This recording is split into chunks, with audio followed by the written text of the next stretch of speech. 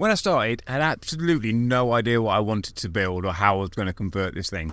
So I just began by tracing and cutting some shapes into some plasticard. I quickly realised that I wanted to extend the fuselage. This was primarily because, well, I'm not allowed Stormravens in my Space Marine army. This doesn't leave me with a lot of options, and to be honest, I think this is fucking ugly too.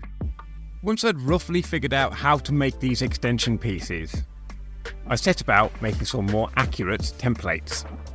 These were designed in 3 individual pieces so I could use as much of the surface area of the plastic to form as strong a bond as possible. That thin red piece fits here.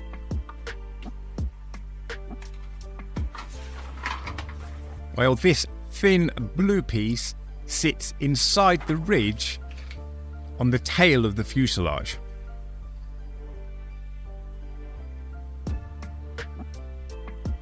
The templates were glued onto some chipboard for some rigidity, and then the chipboard templates were used to cut the actual plasticard pieces that we needed.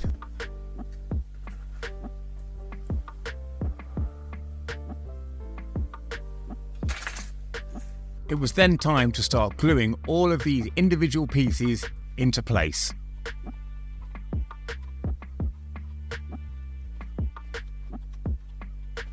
You'll notice I put a piece of plasticard on the inside of the upper part of this Stormraven because I don't want the turret, so I need to have something solid there so I can fill that gap. And after a little bit of curing time, because this plastic weld stuff needs a little bit of time to really do its job, and all the pieces were in place, we look like this. You'll notice I've added a floor and a roof panel. These are just square pieces of plasticard cut to fit. Don't need a template for that, dead easy. I don't know what went through my head at this point during filming because I had some sort of script in my head. I was trying to make a point, but I've completely forgotten what that point is. However, you will notice that there is a ridge on the side of the fuselage. We are going to be using that in the next step.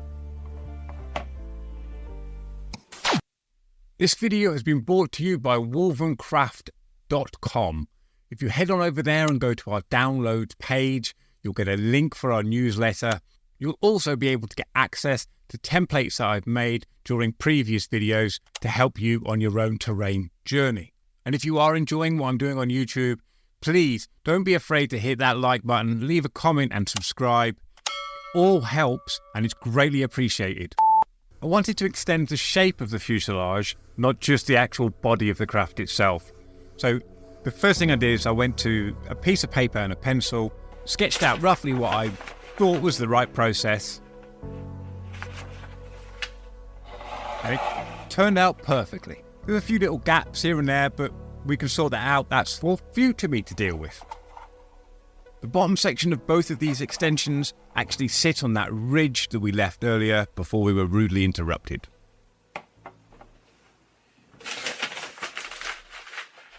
After a continuity haircut, I returned back to the plastic crack kits with some kitbashing thrown in just for shits and giggles. I had something that I thought looked like the Stormwolf I wanted to have in my army.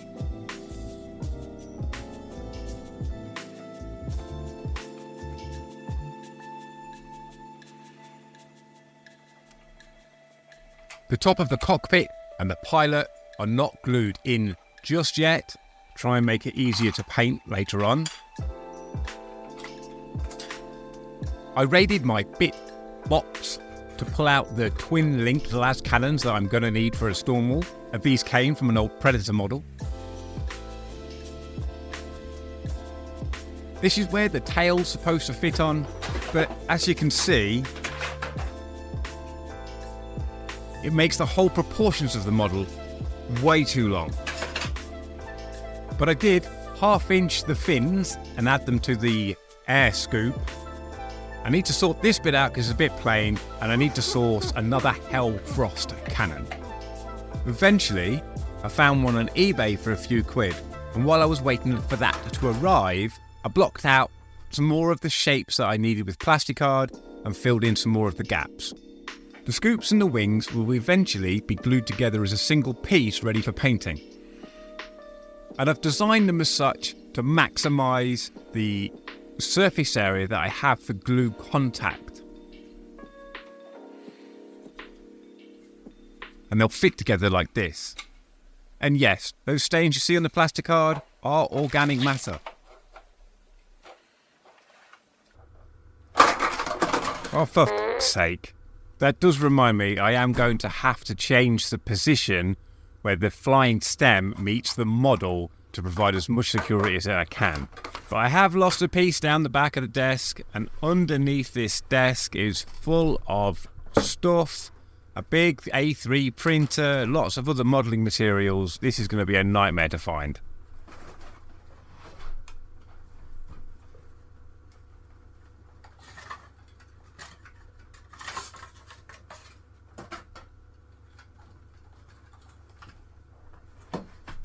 Ow!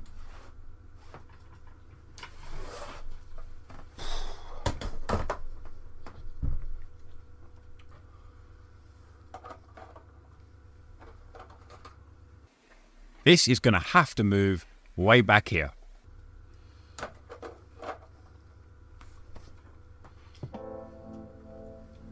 I wanted to make the Hell Frost cannon look like this.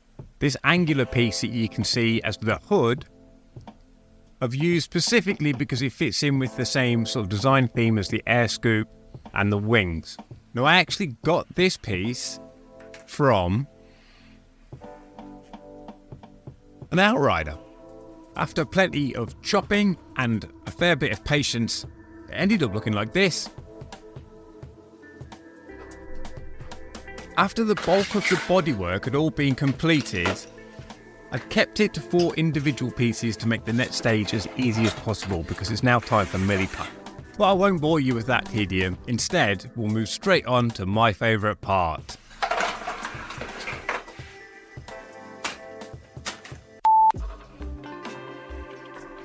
The wings and the air scoop / fins have now been all glued together. I've added several greeblies just to make it more Space Wolf-y. And I've finally figured out what I want to do with this base. But for now, this needs primed. The hull got primed with Citadel's Mechanicus Standard Grey. And now what I need to do is blue tack all the other individual parts back to the hull so that I can give it a proper zenithal highlight and make sure that all the shadows are in the places where the shadows should be. After I'd done that, I needed to make sure I primed the wings and the Hellfrost turret. And blue tacking these all in place, as you can see, work quite well with the zenithal highlight. As you've just seen, I did make a piece for the flying stem. Very simple. I just stamped the stem itself into a piece of Millicut, cut the square out, and then just covered it in plasticard and stuck it right here. I don't consider myself the best of any painters, average at best if I'm being generous, so I like to make painting as easy as I possibly can, and this is what I used to create that zenithal effect on the hull. The zenithal highlight colour was Army Painter's Uniform Grey, and the wings got primed in gunmetal silver, and everything got covered in Army Painter's matte varnish. The silver's still way too shiny and it looks slippery, but I'm hoping paint will help fix that problem. The thing that attracted me to 40k when I was 10, 11 years old was the colour of the Space Wolves, but I now find that colour scheme a bit too cartoony. I spent the last 18 months testing different schemes, and now my palette is set.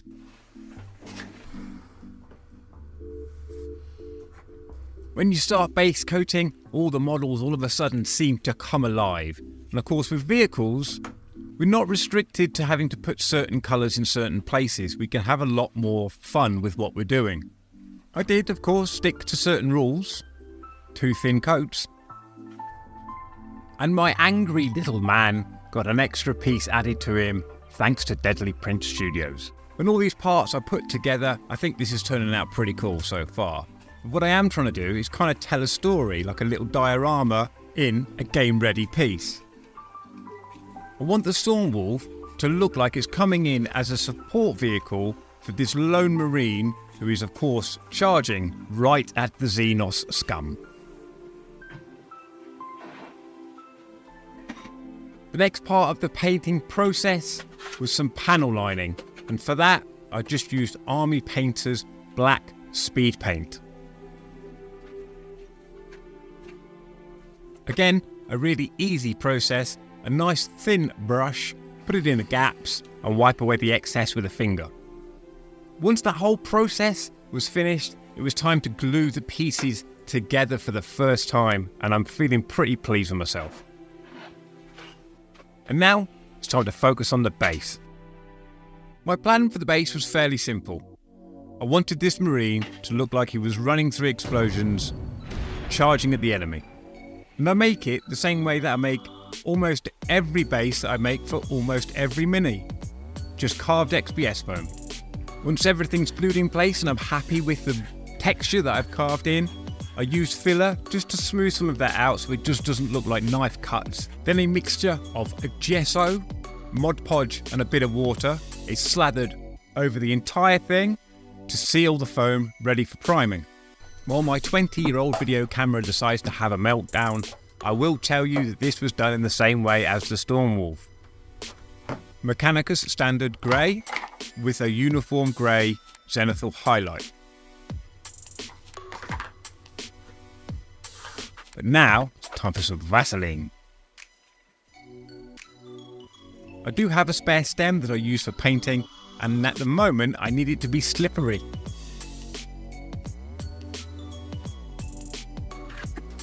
Whether this works or not, we'll find out, but the idea is that I can put the base onto the stem, fill the gaps where it's not quite where it needs to be, and then hopefully once it's dried, lift the whole thing off.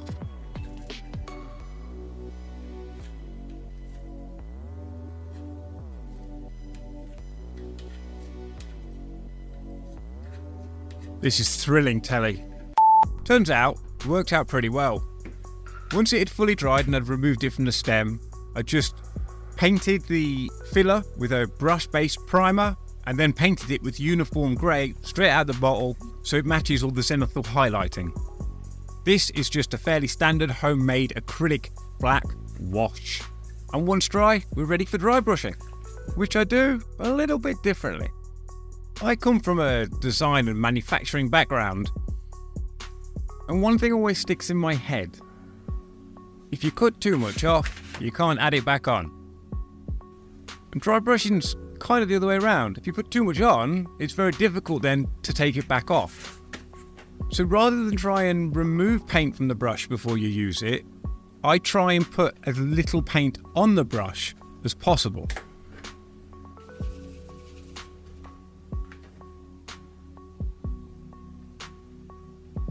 By doing it this way, I find it much easier to control where the paint goes on the model, and if there isn't enough, I can always put more on. I do this process twice. I started with the same grey gesso colour that I used to seal the foam, and I followed this up with a layer of ash grey. Then it was time to paint the explosions, which I wasn't looking forward to. I first painted them white and then covered them in a lemon yellow. And then following one of Deadly Print Studios' painting tutorials, I wet blended a stronger yellow, orange and red. And oddly, with a very dark grey highlight, we look like this. I'm pretty pleased with it so far. All it needs is some sand and some snow.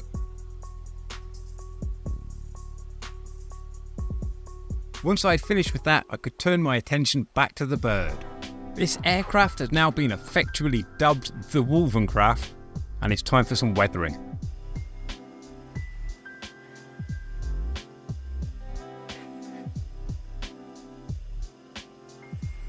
The first order of business was some paint chipping and exposing some of the bare metal underneath.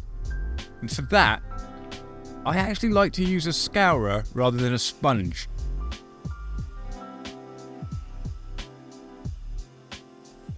You can still use it in exactly the same way. You can dab it on just to create those little chips. But the advantage with the scourer is you can actually drag the thing. And this really helps sell the idea that this vehicle, craft, whatever you want to call it, has been in motion.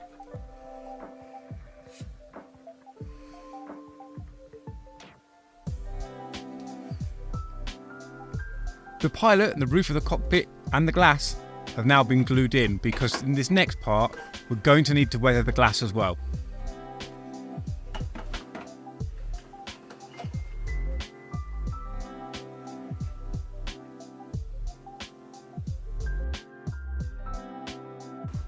This next step, just like all the others, is dead easy. We're just going to panel line inside the recesses.